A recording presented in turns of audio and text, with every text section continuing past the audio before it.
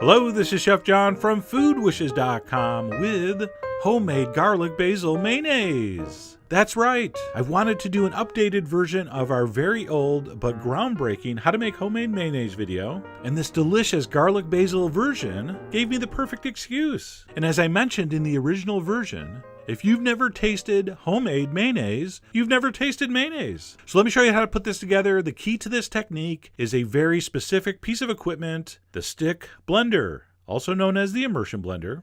And as you know, I don't do a lot of product recommendations because they're boring, but this is one tool that every kitchen should have. These are going to run you about 40 or 50 bucks, but it's an incredible investment, and not just for making your own mayonnaise. I mean, just for soups and sauces alone, it's worth every penny. So if you don't have one, get one, and then make this. All right, so before we get to the mayonnaise, we're going to do a little bit of prep.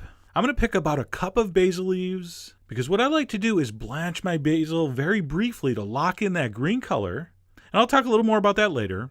But I have about a cup of picked basil leaves. On the stove, I'm going to bring some water to a simmer, and right next to it, some ice water. And we're going to do two things.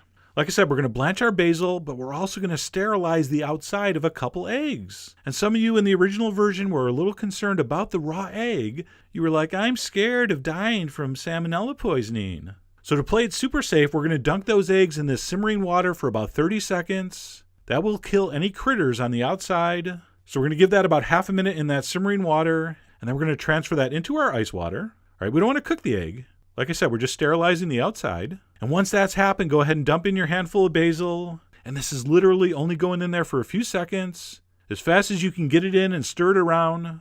I want you to fish it out with your strainer and put that into the ice water to stop the cooking. All right, so our basil is blanched. Theoretically, our eggs are safe. And now we can proceed with the recipe. In addition to the stick blender, even more importantly would be some kind of mixing container which has a base basically the same size as the blender. Now these usually come with some kind of measuring cup like this. If it doesn't, you can use like a pint beer glass or a measuring cup, but it is key that the base of that is not much wider than the blender itself. Otherwise this just won't work, which means it won't get thick and rich, it'll just stay liquefied. And you'll be very disappointed. All right, so step one here, we're going to add our egg yolks in, and we're going to separate those from the white through our fingers. You could do this shell to shell, but I like to crack it in my hand and give it the old shake-a-shake-a, and that white will separate from the yolk quite easily. And we're going to transfer that into our cup. All right, so I did 2 egg yolks, just the yolks, and if you get a little bit of white in there, it's not a problem, so relax. Always try to relax when you cook. All right, food can sense fear. And in addition to 2 egg yolks, I'm going to add some garlic. You want that finely minced to begin with. This blender is much more of a mixer than a cutter and chopper, so make sure your garlic's crushed pretty fine. We're also going to need some acid. I'm using lemon juice. Vinegar also works, or a combination. We're going to throw in a big pinch of salt, some cayenne, and some freshly ground black pepper. At that point, we're going to go ahead and add our basil. All right, so give it a squeeze. And regarding blanching the basil, if you don't, you'll still get this nice, pleasant light green color. But after a day or two, it kind of turns gray and oxidizes. And by blanching it, it seems to stay nicer longer. So that's why I do it. We're going to toss that in. I'm also going to put in a little spoon of Dijon mustard. Mustard has a natural emulsifier in it, which helps this process. And then last but not least, our oil gets poured over the top. All right, so I want you to put the oil in last. I want you to give it a minute so everything settles. And then it's time to blend. And don't blink. This happens in a matter of seconds. So take your stick blender and push it all the way down to the bottom firmly.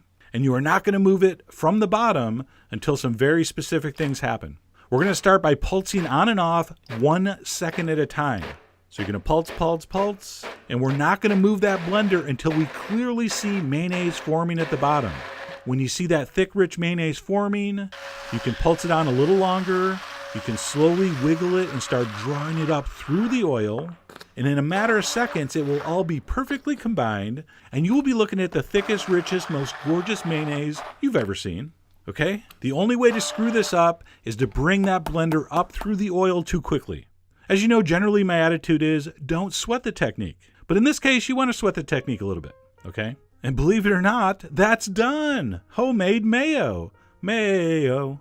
At that point, I'm going to transfer that into a bowl. I'm going to switch to a freakishly small rubber spatula. And then we'll taste for seasoning. Maybe you want a little more salt. I did. That's up to you. You're the boss of your homemade mayonnaise seasonings. So taste and adjust. And once that seasoning's perfect, go ahead and enjoy this in any one of 8 million ways. If I had to pick one way, it would be like this, just on bread. And at that point, you are ready to enjoy one of life's simple and most awesome pleasures. And forget that this has garlic and basil in it. The technique will work no matter what you flavor this with. Of course, basil and garlic is quite a nice thing to flavor things with. That was really delicious. I mean, just such a treat. So anyway, I really hope you give this a try. If you have a stick blender, you have no excuses. And if you don't, buy one and try this. Like I said, it's an amazing tool, and this is just one of the things you can do with it. So head over to foodwishes.com for all the ingredients and more info as usual. And as always, enjoy